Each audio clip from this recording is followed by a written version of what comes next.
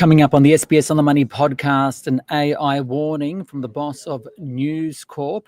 The ASX mixes up TPG and the Australian share market closes at yet another record high. We'll have all of that and more next.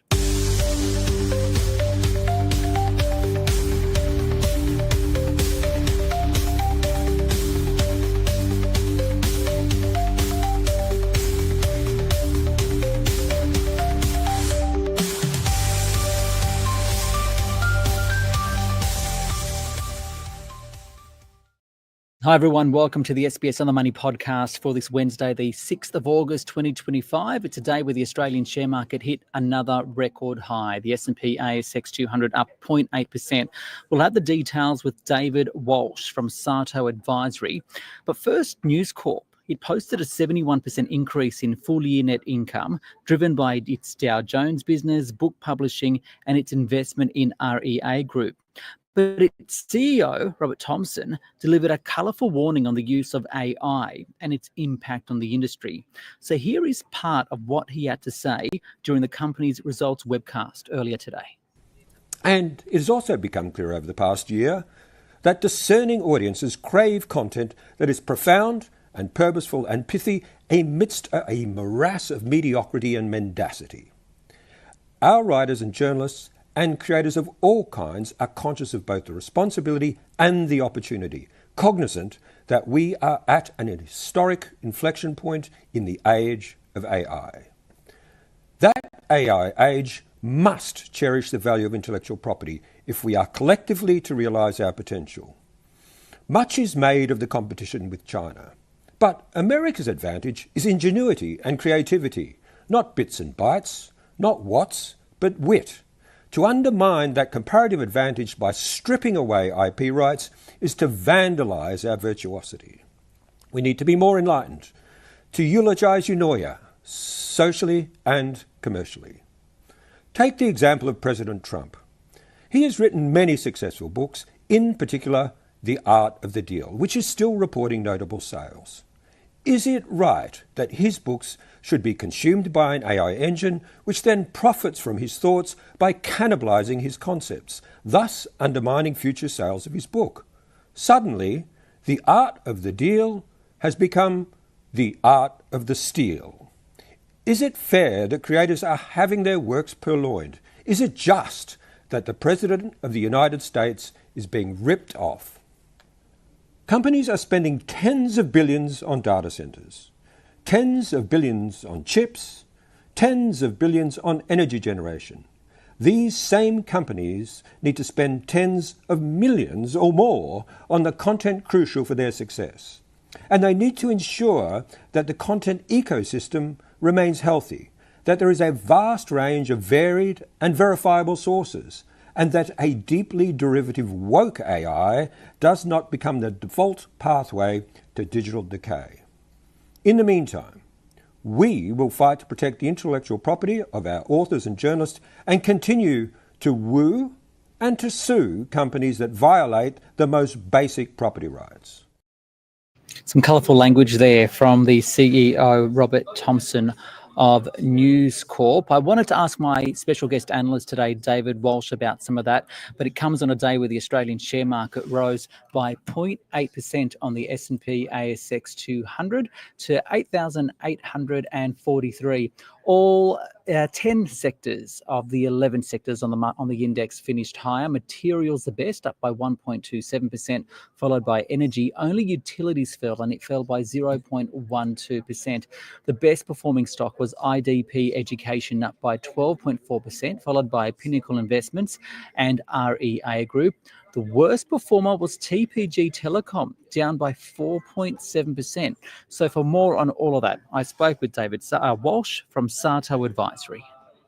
David, another record high for the Australian share market today. Why and which stocks or sectors have been driving it? Yeah, another great day on the ASX, and it's a broad base, but really we're seeing a broad base of strength, but we're seeing strength in the mining and energy sectors. Coal is up 5%. Gold stocks have found their mojo again. The sector there is up 3 to 4%. Banks also robust, so we're seeing some good signs across the board. But really, when we look at drivers, it's always hard to disseminate what's happening, but there's a growing expectation that we're going to get a rate cut from the RBA next week, and so there's good excitement around that. So we'll wait and see. We've been wrong before, but that's one of the things that we're picking up in the market. Reporting season kicks on. Two major ones today are News Corp and REA Group. I think News Corp is a major shareholder of REA. Any catch your attention and why? Yeah, look, the REA result was good, solid growth company. Probably the dividend rise that was better than expected captured attention. It was about 6% better than forecast, so that's always received well.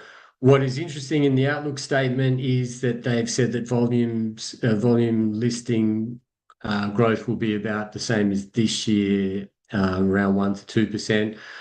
If we get that rate cut that we just talked about, that may prove to be a little bit conservative. What also has caught the market's attention is they had a chart in there of the average fee, the REA listing fee, and it's about 0.21%. The average fee is about 0.21% relative to the selling price of the property, and it's been flat since 2020. And so there's some questions now, like, will they be able to take some price there and raise those prices, which obviously would be great for revenues and profits if they do that. We talk a little bit about News Corp and AI. I listened to the media conference from its CEO earlier today. The CEO warning that it'll seek to protect its intellectual property from the likes of artificial intelligence. So AI is obviously a big theme for companies. Every time I ask analysts about what are the things that they're looking at when it comes to outlook statements during this reporting season, they say, hey, we want to know more about AI. Can I get some of your thoughts on that? Yeah, absolutely. Look, it's really interesting for these content owners and the owners of the IP, and we've been watching that carefully. In the United States, we've seen already a number of court cases around what is fair use of this digital content or this online content. And the judgments in some of these cases that have come out so far have said that it's okay to use copyrighted works to train models, but it can't be where it harms the original work of the market. So it can't be sort of like the what's the word that they use, crawling these sites to take content illegally. But if it's in the public domain, the models can train on it. But it is something that I think about with these content companies. Like, if they're producing really good original content and it's in their walled garden, they should be able to get the right value for it. And I think that's what they're saying, not that they can't come to their website and take the public information, but it will be one that will take a while to work out. There's probably going to be a lot of regulatory and legal cases around it, but it's good to see that they are taking that seriously. There was a nice earnings result from the Dow Jones segment for News Corp today, so you can see that they're doing the right things and growing nicely there. So we'll watch this closely. Another big story today. What do you make about the ASX mix-up of an announcement by Infomedia today? And just to put this into context for our listeners, Infomedia put out a release about a transaction with TPG Capital, but the market operator attached it to TPG Telecom stock code as a cross release, although it had nothing to do with it. And I guess adding to the confusion was that the Infomedia release wasn't clear at the top of the release on which TPG, because it left out that capital part in the release. But just how serious is this? Because it comes at a time where the ASX is under a bit of scrutiny, right? Yeah, look, I think you've given great context there, that it's just the latest in a string of hiccups that's happened at the ASX, and it comes at a time when they're under review by ASIC. They're undertaking internal reviews, so it's just another issue on top of the issues that have come before it. Now they're going to have to check their internal controls, like, how does this get through? Do they need to have different processes? But like, as you said, it's just the latest in a string of problems there. So mistakes happen. We get that, but it's happening on a regular basis now. We've got their earnings next week. I'm sure they're going to have to come out and address this string of earnings, but gee, it would have been a tough day internally there. Finally, what are you telling your clients at the moment, and where do you see the opportunities for investors?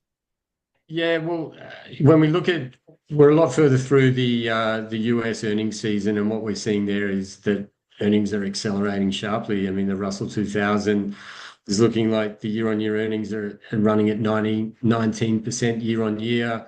The NASDAQ 100, which is where all the attention's been, earnings are running at about 28% year-on-year. So the growth is good. There's a lot of nervousness out there as we hit all-time highs. My expectations here in Australia is that we're going to see reasonable earnings with uncertainty around the outlooks. But what we're telling clients is the same. Look, we're going to stick to investing in the quality companies. As the opportunities arise, we'll add to the names that we like. Some theses will fall over, and we'll just keep going through what we're doing. We're focused on quality. We're looking for growth, and while there's a lot of uncertainty out there, we're a long-term investor, so we've got the luxury of time there. That's David Walsh there from Sarto Advisory. Now, just a bit of a follow-up on that TPG ASX story. The ASX has blamed human error for the TPG mix-up today. It said it would cancel TPG trades made in the first 15 minutes of the day before they were put into a trading halt. There's been some estimates by some media organisations that those trades could be worth around $400 million worth, but it also comes as TPG Telecom announced a $3 billion capital return yesterday. So no doubt we'll see some more on that in the coming days. As David said, ASX, the company, the market operator, will also release its profit results next week, so no doubt that will be also questioned. That wraps up the podcast for this Wednesday. Don't forget to give it a rating or a review on Apple Podcasts and Spotify if you enjoy it, and to click subscribe. Tomorrow we expect to bring you an interview with the CEO of AMP and plenty more.